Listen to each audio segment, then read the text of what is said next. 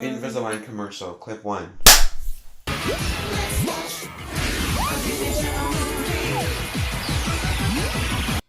can't smell anything. You don't need this. You don't need this, baby. You want to see something cool? No. Bam! You Bam!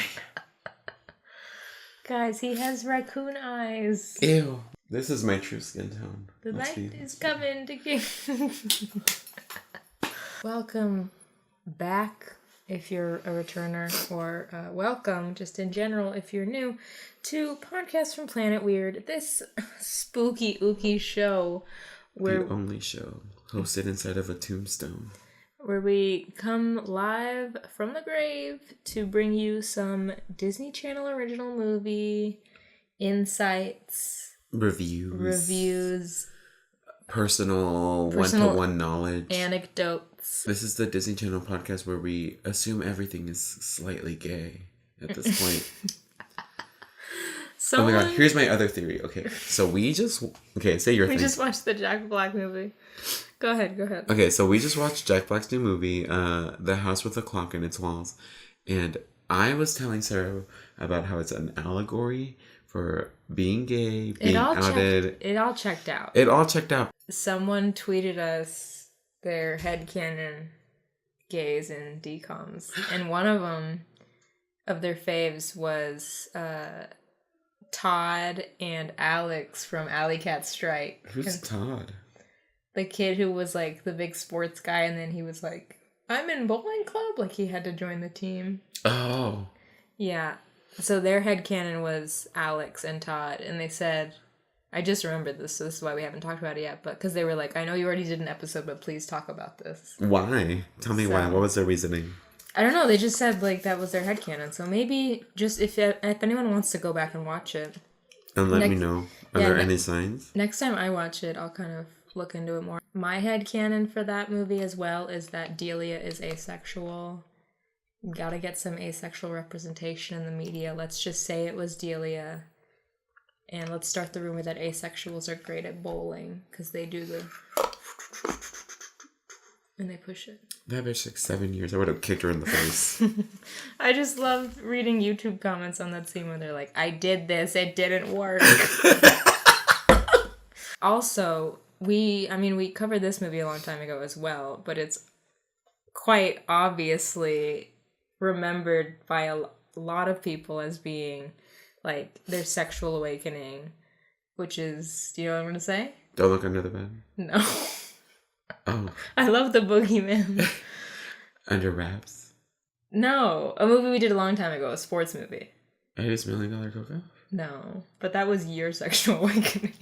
Yes. Eddie. That was you and really Francis' awakening. No, motocrossed.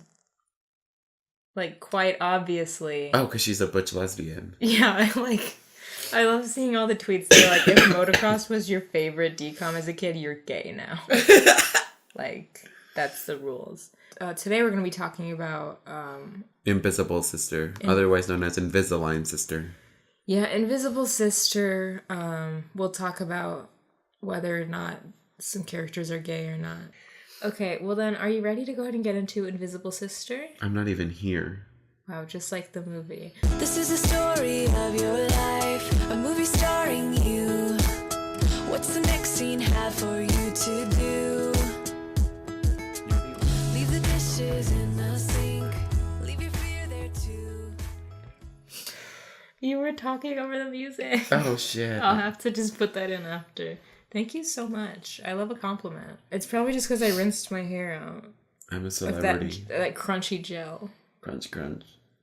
Anyways, that song, by the way, opens the movie Invisible Sister up, and it's by Super Chick, who also sang "The Story of a Girl Living in a Lonely World." No. Oh, that's how it started. Super Chick also sings I'm a One Girl Revolution.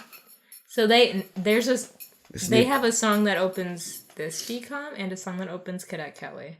So Super Chick really fucking did that. Invisible Sister is a 2015 DCOM. It's based on a book, My Invisible Sister, by Beatrice Collin and Sarah Pinto. Beatrix Lestrange. Pinto Bean. The film is directed by none other than Paul Hoans. our boy, Paul Hoan. My lover, your lover, everyone's platonic lover. So it stars Rowan Blanchard, who you might know from her role in Girl Meets World, but also just from being a feminist icon at her age. She's a baby. I mean, not anymore, but she was when she started. She's only 16. Still? And she's a feminist icon. That's crazy. 2 seconds into this movie, I get traumatized. I was literally... You know why. I literally want to see my first 2 notes. It was literally like, oh my god, Sarah is dead. And then a few seconds later, when the whole tree was engulfed, I was like, oh my god, Sarah is fucked. Bye. Bye, Sarah. I was concerned for your safety. Immediately traumatized. I watched this movie this morning before I went to work. Good morning. It was quite the image to wake up to. If anyone is unaware, I feel like we've talked about this before. I do not like butterflies. They terrify me because of the SpongeBob Wormy episode. I still don't understand how, but I'm not going to neglect your trauma and say that you're wrong because I'm a caring friend. You're welcome. This movie starts out with a voiceover. I want you to blur out every time I do anything with my nose. Just a reminder to everyone that we are recording this episode. You can watch clips on YouTube. Oh my god. The movie starts out with Rowan Blanchard, whose character's name is Cleo in this movie. She's doing a little voiceover, talking about invisibility and how it's all around us. It's all... I was about to say, like Dolby Digital. All around you. That was some good HD. Oh my god, did you ever get scared? When you would watch, like, a Star Wars movie That was me saying yes. That just scared me. Yes. Like, does he know what I'm going to say? When it would be like... The THX yes. thing. So she's talking about invisibility, and it's kind of dealing with her and her sister because Cleo is the goth girl, meaning she has a strand of purple in her hair. I was like, she has a streak of purple in her hair. She's seen. She's got a purple streak and then, like... edgy clothes. Wears headphones in class. Wow. And her sister is, like, the popular one. She's not even popular. She has friends. Yeah. She's on the lacrosse team. She has, like, a boyfriend. She has friends who she goes and gets froyo with. Which her sister could also have. Let's talk about that. Like I said, we have the science teacher, Mr. Perkins, who makes a Fits in the Tantrums reference. Did you hear that? Yeah, he's like, are you listening to Fits in the Tantrum again? And she's like, no, it's the Hives. The Hives. Which, the Hives are the band that is mentioned in Freaky Friday, the Lindsay Lohan movie. Ooh. When he says, I got the hives for you. And then the mom goes, what? And then it's a DVD of the Hives. It's a CD. I only know one song by the Hives, and it's the one that goes, yeah, yeah, yeah, we all right. I know it's what you need. Anyways. Why did you just change pitch? Because it's like a group of guys, and they all sing. Oh. It's an a cappella group. We meet that one kid from Jessie, whose name is George, who's played by... His name is Karan Brar, is that his name? Is the kid that they always make do racist accents. Yeah, because movies and shows. Because someone who's Indian can't fucking, speak regular English for some reason. They always have to have an accent. Yeah, like, I remember, I think, isn't it on Jesse and Bunked where he, like, has that accent? And then I looked him up in an interview and I'm like, Disney, no, don't, what the fuck are you doing? I'm like, I hate when they're like, we need to make sure that people know he's racial. Like, I can see color. I acknowledge his skin tone. And like, I read on Jesse that they say that he's from India. Yeah. They're like, why would they? Because they need to make a joke of his accent. Yeah, that's the thing. And I feel like they do it. I know he's in the Diary of a Wimpy Kid movies. Mm-hmm. And I think they do it in there too. Yeah, because I think his friend is... They make fun of his friend a lot in that book. I think he's like the weirdo because he's... I'm sorry, did we not all see the Lizzie McGuire episode where everyone's making fun of the kid from Indonesia who was played by the guy who played Jake Bahari on Unfabulous? Don't remember Unfabulous. On Lizzie McGuire, there was the episode with the Indonesian exchange student who he talked like in an accent. Like his line was like, "I am from Indonesia," and then people would laugh at him.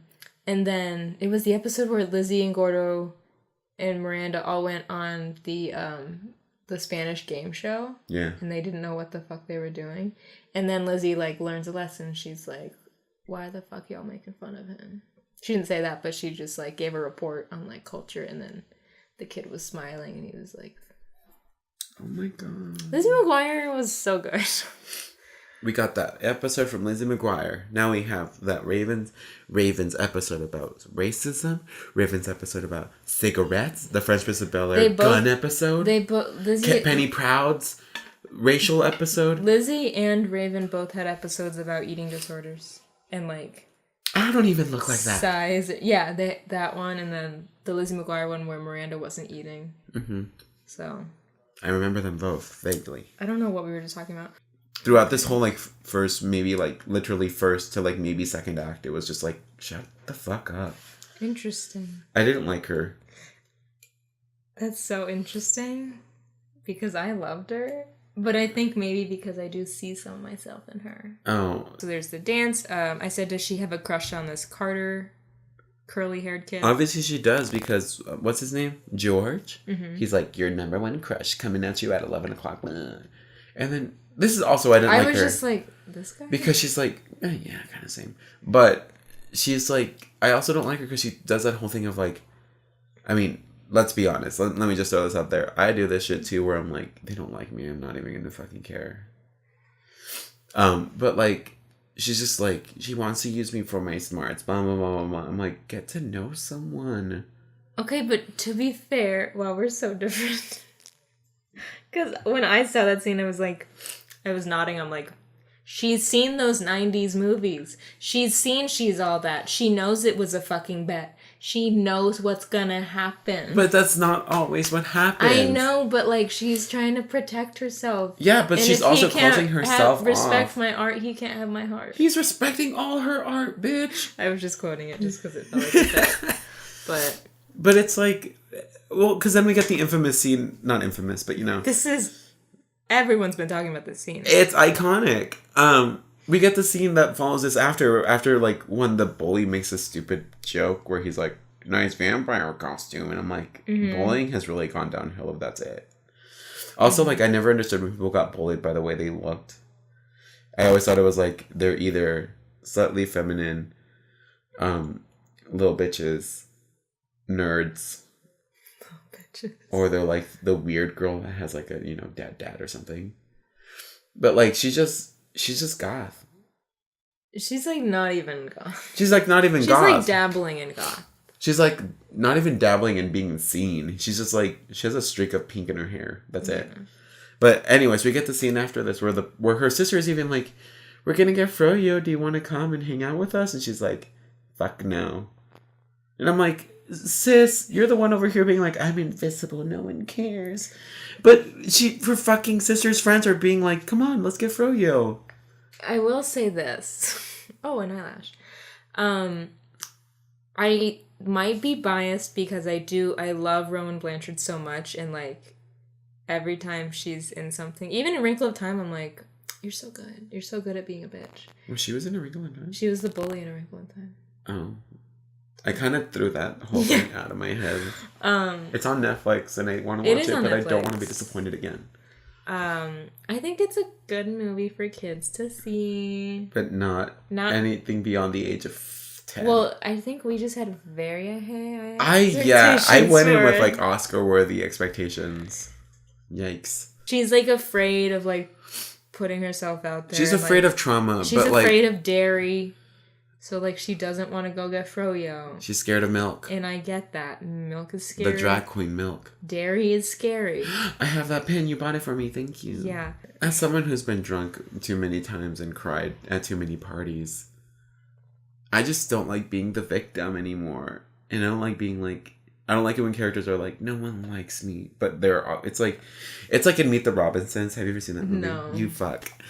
In Meet the Robinsons, there's a scene where, like, Goop... The evil villain. The Gwyneth Paltrow company? Yes. The entity? he's like, and no one cared about me. But then he's like walking down a hall. It's like a flashback, and everyone's like, "Hey, Goop, want to come after school? I love your binder." Blah blah blah, and everyone's like complimenting him, but he's just moping around. And it's that whole thing of like, don't mope around. Just fucking open up your ears and be like, okay, cool. I get it, and I'm not saying I don't agree with you or that Goop isn't a little bitch. I'm just saying Goop is a bitch. that I love Rowan Blanchard. And had this been another character, like another actor, maybe I would have like not liked this character as much. Okay. Or maybe this morning I was just really feeling my emotions. And you were feeling the edge. I feel her. Anyways, this scene is interesting. We're like really delving into this. I think this is where this is where I started to feel more sympathetic towards her. This is because it was weird that like, so the scene, or at least what it's trying to paint the scene as, is that the parents tend to like either bond with Molly, the older sister, more, or like favor her more. Because not in like you're our favorite child, but more of like our interests match your interests. Like they're sports people. She's a lacrosse girl. More of a we can cheer you on at lacrosse. Yeah. And like they probably just don't relate to Cleo as much. But it's also they don't know who fits in the tantrums are. That's kind of shitty parenting though, let's be honest. If you don't know who fits in the tantrums are? Shitty parent. You're a shitty parent. No, they are shitty parents because they're kind of just like, and you, good luck on your reading. I'm like, you don't know what your kid likes? Like, my parents don't give a shit what I do, but like, at least they'll support me, you know what I mean? Like, band, they don't know what the fuck any of it is. Yeah, you love Ladysmith Black Mambazo. My